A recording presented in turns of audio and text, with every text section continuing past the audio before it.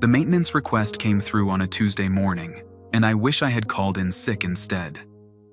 My supervisor, Janet Kurt, handed me the work order with an expression I had never seen before. She looked nervous, maybe even scared. In 20 years of managing Vatican maintenance staff, Janet had seen everything from flooded basements to electrical fires. Nothing rattled her. "Preston, this one's different," she said, not meeting my eyes. The order came directly from the Cardinal's office. No questions, no delays. I pulled my tool bag from the van and checked the work order again. Audio disturbance, sublevel 3, section 12. The Vatican employed me for 15 years, fixing their heating systems, electrical problems, and plumbing issues. I knew every tunnel, every basement, every forgotten corner of this place. But section 12 was new to me. "Janet, I've never worked section 12 before. What kind of audio disturbance are we talking about?" She shrugged, but I could see tension in her shoulders. "The request doesn't specify, just says to report to Dr. Marcus Finley and follow his instructions exactly." Something in her tone made me pause. "Have you heard of this Dr. Finley before?" "No," she said quickly. "But that doesn't mean anything. The Vatican employs hundreds of researchers and academics. They don't all pass through maintenance." The guard at the employee entrance was someone I had never seen before. Tall, pale, wearing the standard dark uniform. He looked at my ID badge for longer than usual. "Preston Holt, maintenance," I said, holding up the work order. He nodded, but didn't speak. Just pointed toward the stairs that led down to the sublevels. I had worked in basements before, but this felt different as I descended. The walls were older stone, not the concrete I was used to. The lighting was dim and yellow, casting everything in a sickly color. My footsteps echoed more than they should have.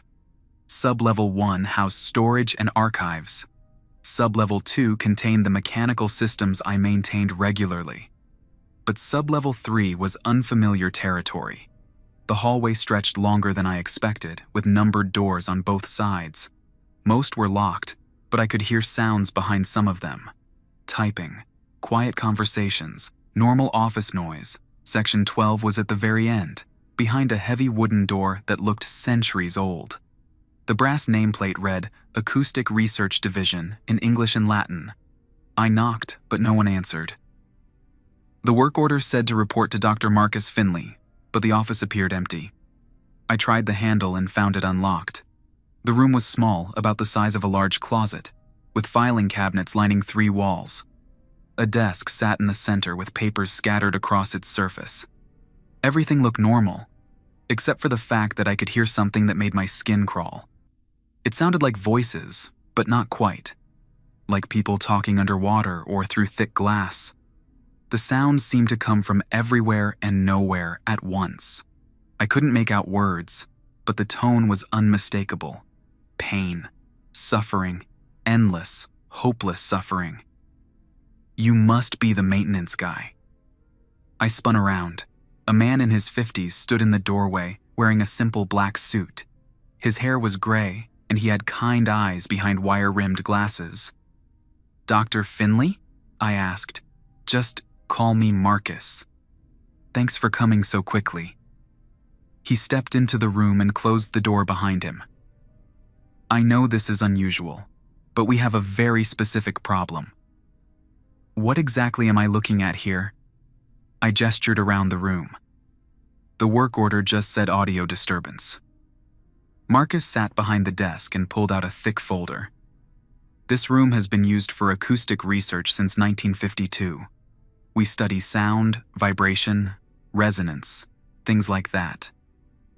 "Okay," I said, still hearing those terrible voices in the background. "What's the problem?" "The problem is that we're picking up sounds we shouldn't be able to hear." Marcus opened the folder and showed me several pages of technical documents. This room is located directly above a much older chamber. Medieval, possibly earlier. The sound is bleeding through. I looked at the papers, but they were filled with scientific terms I didn't understand. "Bleeding through from where?" Marcus closed the folder. That's where it gets complicated. Preston, how long have you worked here? 15 years. Have you ever heard stories? Rumors about what might be stored in the deeper levels?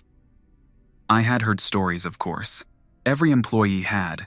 Tales of secret archives, forbidden books, artifacts that the church kept hidden from the world.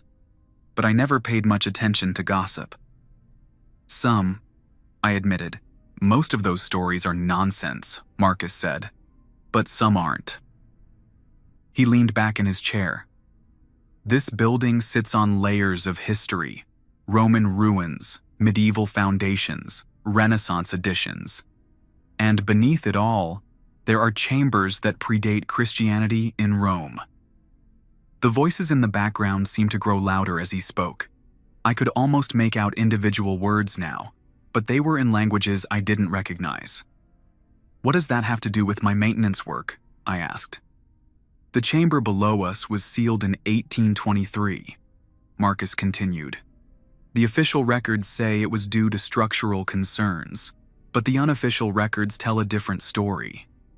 He pulled out a leather-bound journal and opened it to a page marked with a red ribbon. The writing was an old-fashioned script, hard to read. This is from the personal diary of Cardinal Gregory. He was in charge of the sealing operation. Marcus turned the journal toward me. Read the entry from March 15th. I squinted at the faded ink. The handwriting was difficult, but I could make out most of it.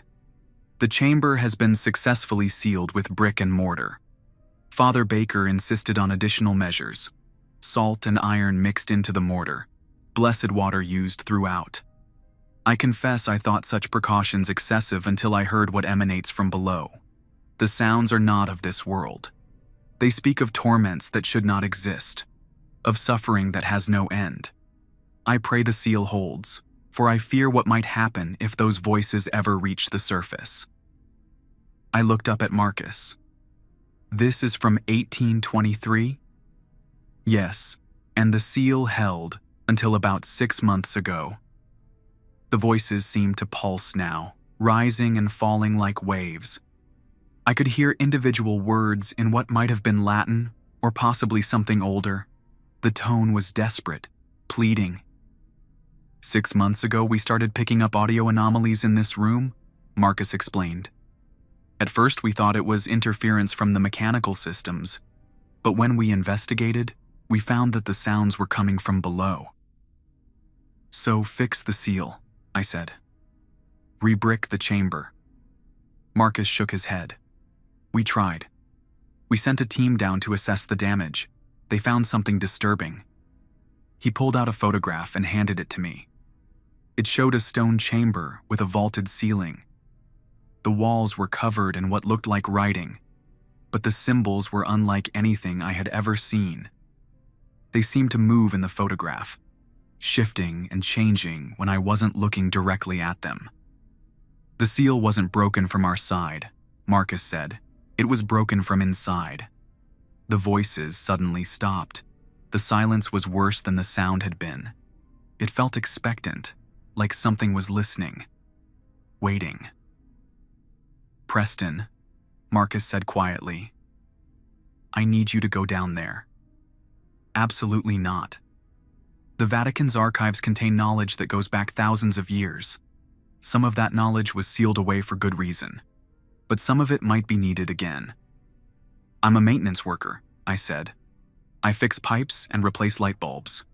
I don't explore cursed chambers. The church believes that chamber contains a direct acoustic link to hell itself. The words hung in the air between us. I wanted to laugh, to dismiss it as nonsense, but the voices I had been hearing told a different story. That's ridiculous, I said, but my voice sounded weak even to me. Is it? Marcus pulled out another photograph. This one showed the same chamber, but from a different angle. In the center of the room was a circular depression in the floor, like a well. The Romans built this chamber as a temple.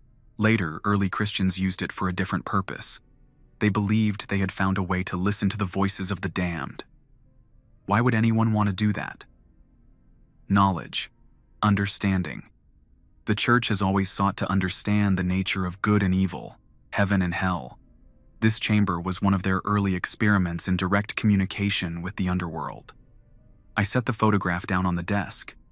And you want me to go down there because the voices are getting stronger.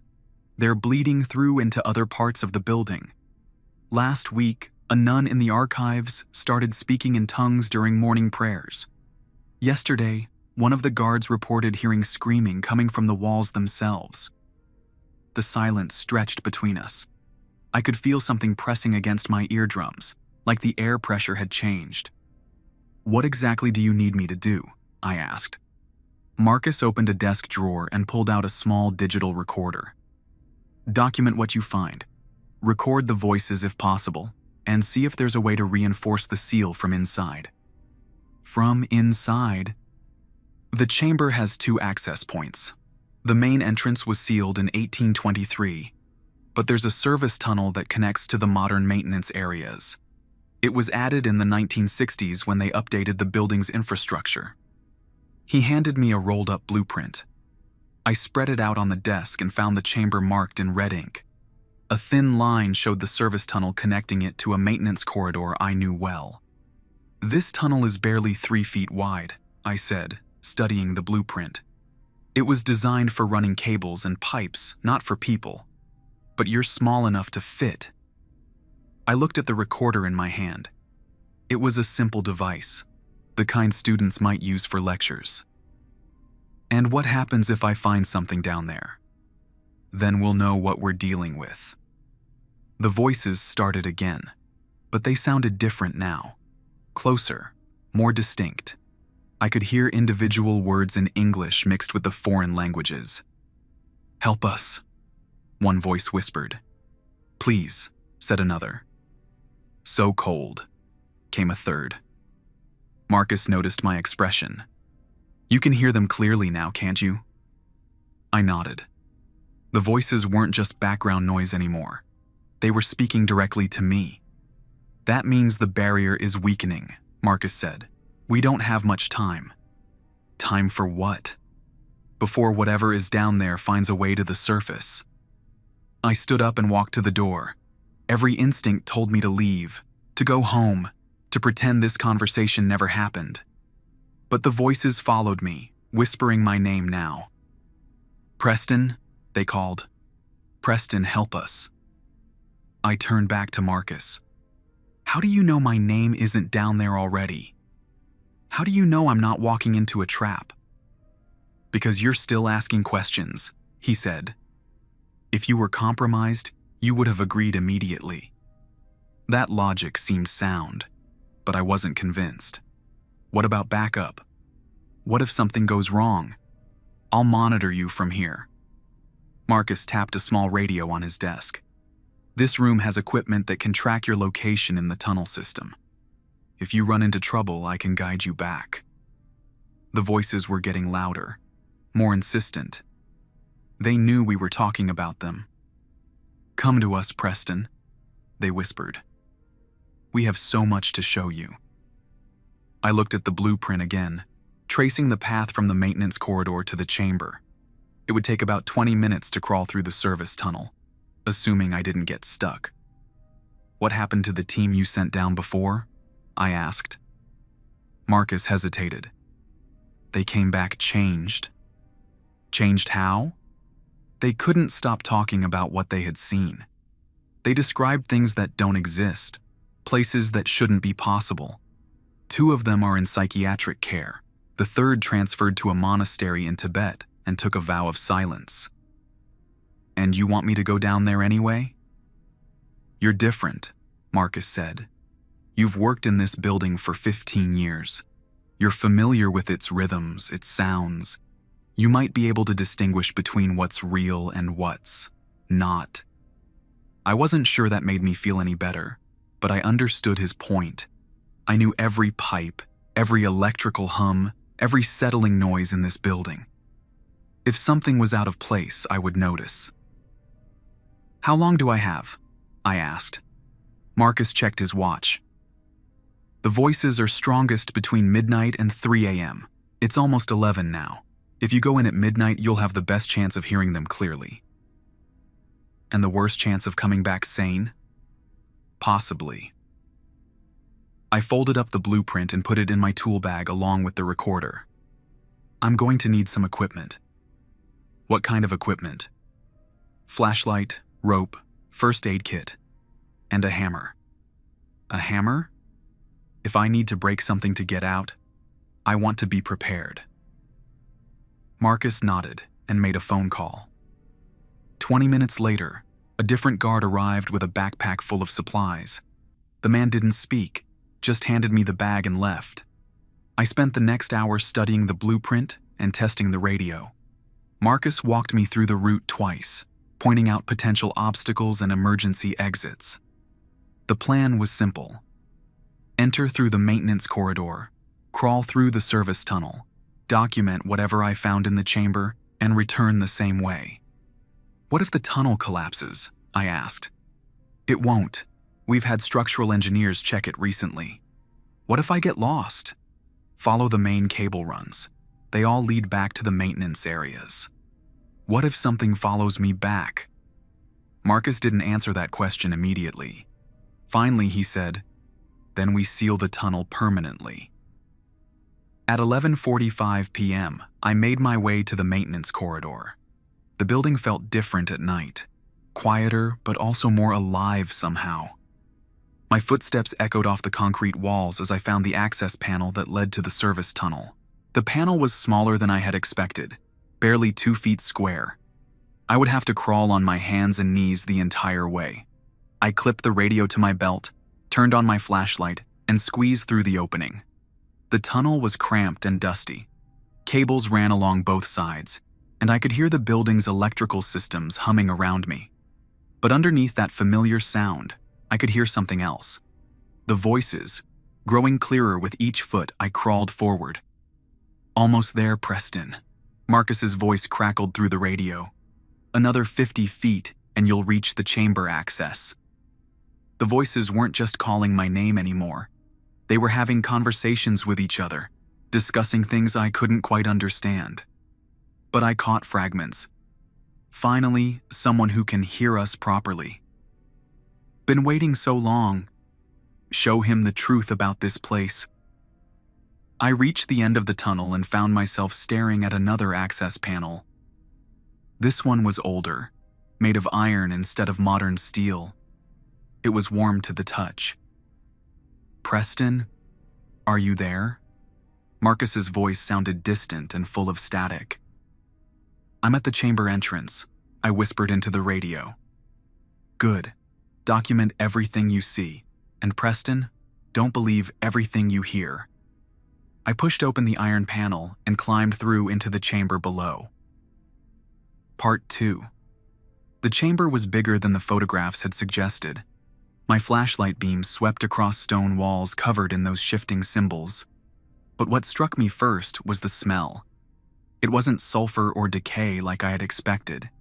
It smelled like a hospital, clean, sterile, and somehow wrong. But there was something else in the air, a metallic taste that coated my tongue and made my teeth ache. The temperature was warm, much warmer than it should have been this far underground. Condensation dripped from the ceiling in a steady rhythm that seemed almost musical. The circular depression in the center of the room was about 6 feet across and perfectly round. The edges were smooth, polished to an almost mirror finish. When I shined my light into it, I couldn't see the bottom. But I could hear the voices coming from down there, clearer than ever. I walked to the edge and crouched down, aiming my flashlight beam straight down into the pit. The light seemed to be absorbed by the darkness below, creating no reflection, no indication of depth. It was like looking into empty space. "Preston." The voice came from directly below me. "We've been waiting for you."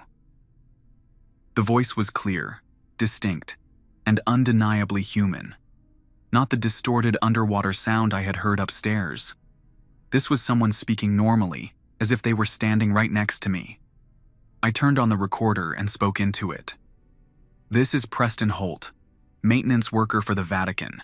The time is 12:03 a.m. I'm in the chamber beneath the Acoustic Research Division. Don't record us, another voice said from the pit. Recording changes things. The voice sounded concerned, almost panicked. I wondered what they meant by recording changing things, but I decided to continue with my documentation. The chamber temperature is approximately 85 degrees Fahrenheit, significantly warmer than the surrounding areas. I said into the recorder. There's a strong metallic taste in the air and high humidity, despite being underground. I ignored the voice and continued my documentation. The chamber is approximately 20 feet square with a vaulted stone ceiling. The walls are covered in symbols that appear to move when viewed indirectly. There's a circular pit in the center. Depth unknown. Preston? Marcus's voice crackled through the radio. Are you getting clear audio? Very clear, I said. They're speaking English now. Tell him we speak every language, one of the voices said. Tell him we know languages that haven't been invented yet.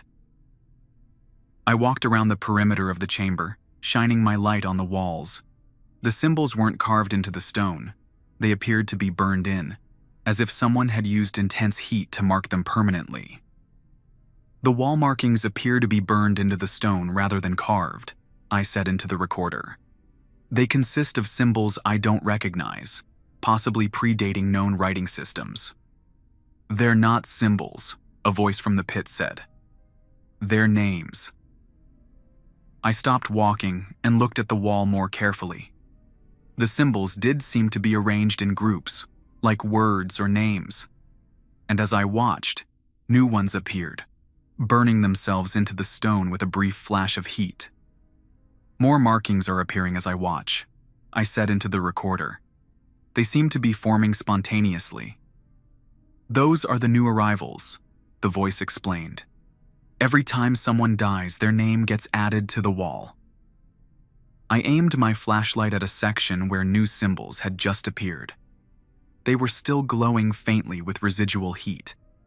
Preston, what are you seeing? Marcus's voice was hard to hear over the static. The symbols on the walls are changing, I reported. New ones are appearing in real time. Don't tell him that, one of the voices said urgently. He'll shut down the project. What project? I asked. The voices went quiet for a moment. Then one of them laughed, a sound like grinding glass. You don't know, do you? It said. You have no idea why they really sent you down here. I looked around the chamber again, trying to see something I had missed. The walls seemed to pulse slightly, as if the stone itself was breathing. What are you talking about? This isn't a listening post, the voice said. It's a recruitment center. My blood went cold. Recruitment for what? The Vatican has been using this chamber for 70 years, another voice explained. They send people down here to listen to us, to document our words, but that's not the real purpose. Then what is? They're looking for someone who can hear us without losing their sanity. Someone who can serve as a permanent bridge between our world and yours. A third voice joined the conversation, older and more refined than the others. The church believes it's conducting research, but it's actually conducting interviews. Each person they send down here is a potential candidate for employment. Employment? I backed toward the tunnel entrance, but the iron panel had closed behind me. I pushed against it, but it wouldn't budge. Think about it, Preston, the first voice continued. 15 years you've worked in this building. 15 years of maintaining their systems, learning their secrets, gaining their trust. You know more about the Vatican's physical infrastructure than almost anyone. That doesn't mean anything, I said. But even as I spoke, I realized how valuable that knowledge would be to someone with malicious intent. It means everything, the refined voice said. We don't need theologians or scholars. We need someone who can move freely through the building. Someone who has access to areas most people never see. Someone who could plant listening devices, another voice added. Someone who could sabotage security systems. Someone who could poison water supplies, came a fourth voice, female this time. Someone who could start fires that would destroy specific documents while leaving others untouched, said yet another. I realized they were describing a detailed plan for infiltrating and potentially destroying the Vatican from within. And they wanted me to be their inside man. I backed toward the tunnel entrance, but the iron panel had closed behind me. I pushed against it, but it wouldn't budge. Preston? Marcus's voice was almost inaudible through the static. Preston, can you hear me? I grabbed the radio. Marcus, the exit is sealed. I'm trapped down here. But instead of Marcus's voice, I heard laughter coming through the radio. The same grinding glass sound I had heard from the pit. Marcus isn't monitoring you anymore, the voice said through the radio. We are. I threw the radio across the chamber and heard it shatter against the wall. But the voices didn't stop. Every person they've sent down here has become part of our collection, the voice from the pit explained. The 3-man team, the researchers before them, dozens of others over the decades. But they came back, I said. Marcus told me they came back changed. They came back as messengers, the voice said. Their job was to convince the next candidate to come down here willingly. I realized what had happened. The guard who had let me into the building, the one I had never seen before. He must have been one of the previous candidates. Marcus himself might not have been who he claimed to be. You're lying, I said, but I wasn't sure I believed it. Look at the wall behind you, the voice suggested. I turned and shined my flashlight on the wall near the tunnel entrance. Among the thousands of symbols burned into the stone, I could see letters that looked almost like English. Preston. My name was already there. That appeared the moment you entered the chamber, the voice said, just like all the others. I stared at the glowing letters, trying to make sense of what I was seeing. This doesn't make sense. I'm not dead. Death isn't required, the voice explained. Just commitment. Once your name appears on the wall, you become part of our collection, part of our network. Network? The Vatican believes they're studying hell, the voice said, but hell is studying them right back. Every person they send down here becomes our agent in their world. We learn their secrets, their plans, their weaknesses. I dropped the recorder and started looking for another way out. The chamber had to connect to something else. Some other tunnel or passage. There's no other exit, the voice said, reading my thoughts. The only way out is through the pit. I looked down into the circular depression.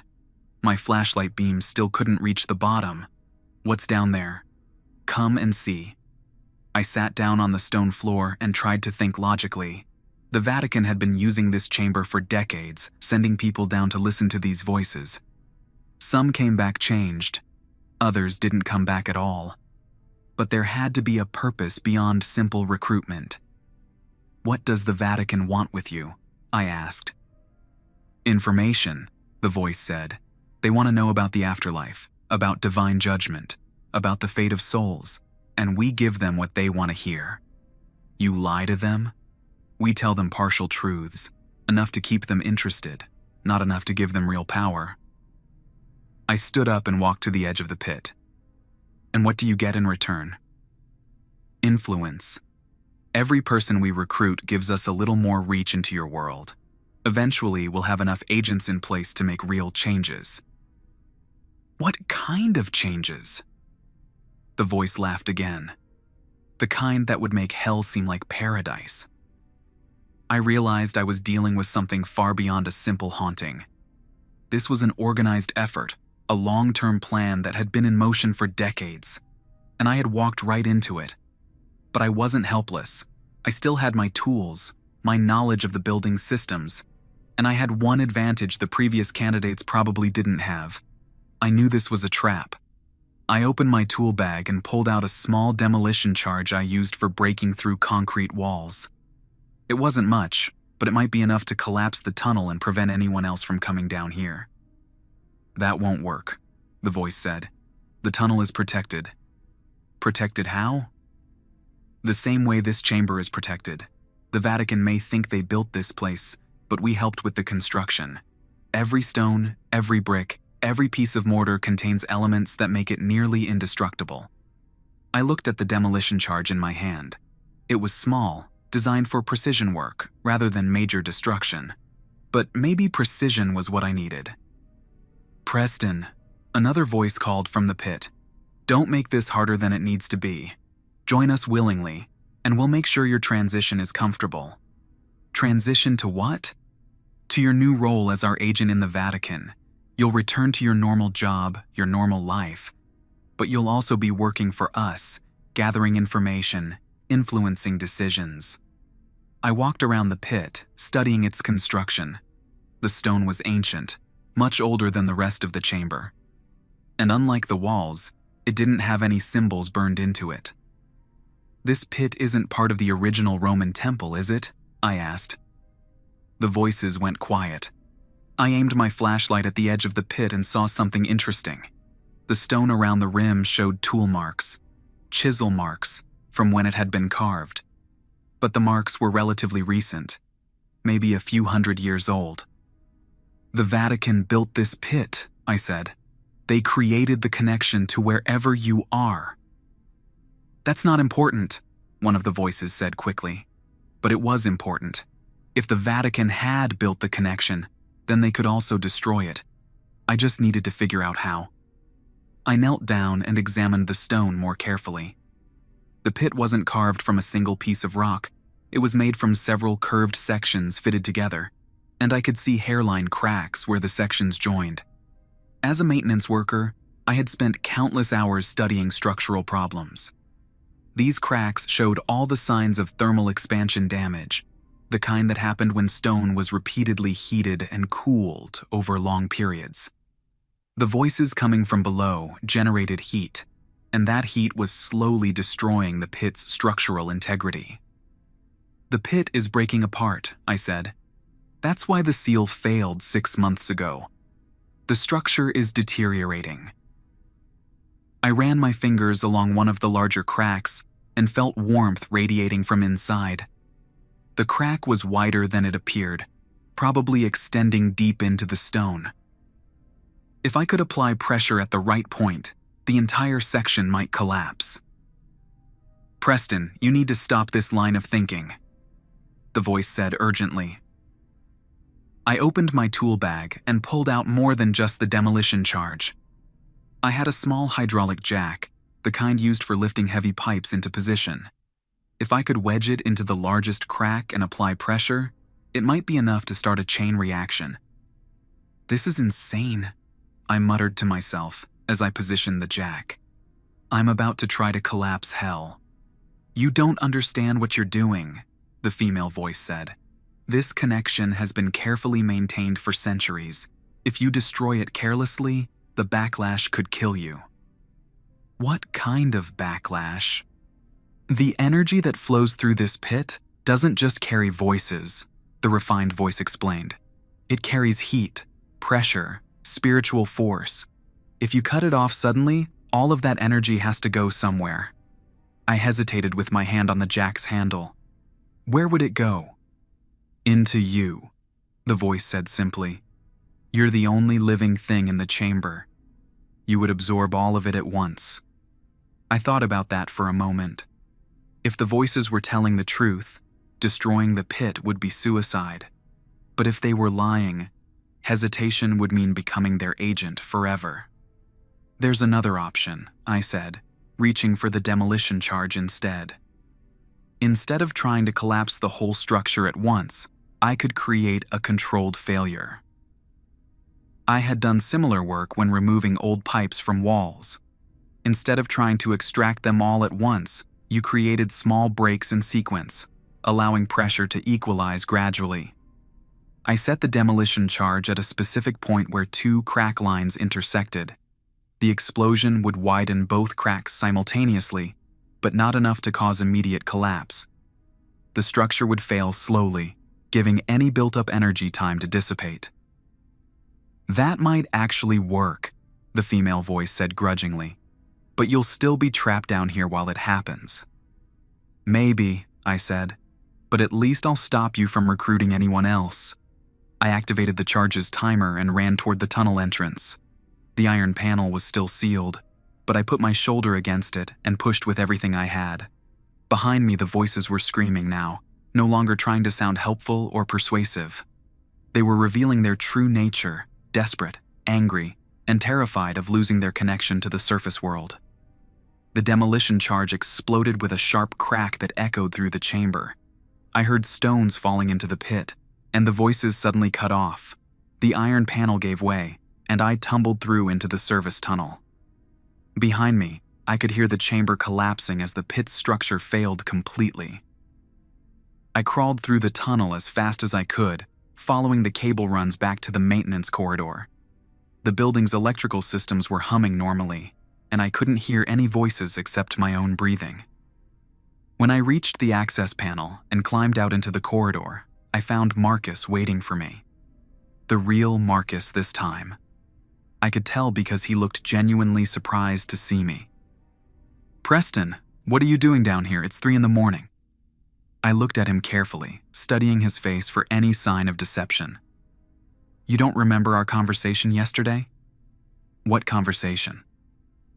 "I've never seen you before." I realized what had happened. The Marcus I had met in the acoustic research division hadn't been the real Dr. Finley at all. He had been one of the Voices agents, probably one of the previous candidates who had been recruited years ago. "Where's the acoustic research division?" I asked. "There's no such thing," Marcus said. "I work in historical archives, not acoustic research." I described the room where I had met the fake Marcus, but the real Marcus shook his head. "That sounds like one of the old storage rooms," he said. "They've been empty for years." I led him to sub-level 3 and found section 12. The door was there, but when we opened it, the room was completely empty. No desk, no filing cabinets, no acoustic equipment, just dust and cobwebs. "Preston, are you feeling all right?" Marcus asked. "You look like you've seen a ghost." "Something like that," I said. I never told anyone the full story of what happened in that chamber. The official report stated that I had discovered a structural weakness in the sub-level 3 foundations and had used a controlled demolition to prevent a collapse that could have damaged the upper floors. The Vatican gave me a commendation and a raise. They also sealed off access to sub-level 3 permanently, citing safety concerns. But I knew the real reason they sealed it off. 3 days after the incident, Janet came to me with a worried expression. "Preston, we've had some strange reports from the archives," she said. "Documents going missing, files being moved around, and some of the staff are complaining about hearing voices in the walls." "What kind of voices?" "Whispers. Conversations in languages they don't recognize. Nothing clear enough to make out words, but loud enough to be disturbing." I realized that destroying the pit hadn't eliminated the connection entirely. It had just weakened it. The voices were still trying to reach the surface, but now they had to work harder to be heard. "Have you noticed any patterns?" I asked. "Specific times when the voices are stronger?" Janet nodded. "Midnight to 3 a.m., just like you reported in your maintenance log, but also during certain religious ceremonies, high masses especially." That made sense. The connection was probably strengthened by spiritual energy, which would be most concentrated during important religious events. "I've been thinking," Janet continued. "Maybe we should recommend a full inspection of all the sub-levels. Make sure there aren't any other structural problems." "No," I said quickly. "Absolutely not. The fewer people who go down there, the better." She looked at me strangely. "Preston, you've been different since that night. More serious, more cautious. What really happened down there?" I couldn't tell her the truth, but I could give her enough information to keep her safe. "Janet, if anyone ever asks you to send maintenance workers to sub-level 3 again, refuse. No matter who asks, no matter what reason they give. That area is dangerous in ways that have nothing to do with structural integrity." She studied my face for a long moment. Are we talking about asbestos? Radiation? We're talking about something that would make those problems seem trivial, I said. Just trust me on this. Over the following months, I made it my business to monitor the sealed areas. I installed unauthorized security cameras in the maintenance corridors that led to sub-level 3. I rigged motion detectors that would alert me if anyone tried to access the forbidden areas. Most importantly, I started keeping detailed records of everyone who worked in the building. If the Vatican tried to recruit more agents for their acoustic research, I would know about it. The voices never completely disappeared, but they grew weaker over time. Sometimes I could hear them late at night, calling my name from behind the sealed doors. They sounded frustrated, angry at being cut off from their recruitment pipeline. But sometimes, late at night when I'm working alone in the building, I can still hear faint voices coming from below. They're weaker now, distant and frustrated, but they're still there, still trying to find a way back to the surface. And sometimes I wonder if I actually succeeded in stopping them, or if I just made them more careful about their approach. I keep a demolition charge in my tool bag at all times now, just in case they find another way through. The room in the Vatican, where you can hear what hell sounds like, is gone now, buried under tons of collapsed stone. But hell is patient, and hell is clever, and I'm the only one who knows they're still down there waiting for their next opportunity. I'll be ready for them.